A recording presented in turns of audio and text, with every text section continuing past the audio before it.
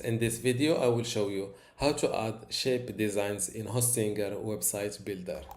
I am now inside my website builder.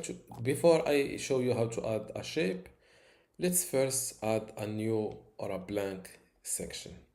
To add a shape design, click on add element, then drag and drop this shape element, and you can change the shape just from this setting. You can also play with the animation,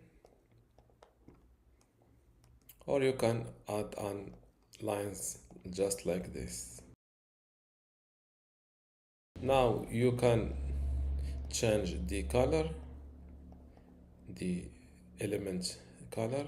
You can duplicate this element, hide it or make it visible in mobile and desktop. You can also delete it from this little icon.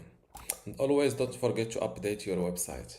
And this is how to add a shape design in Hostinger website builder.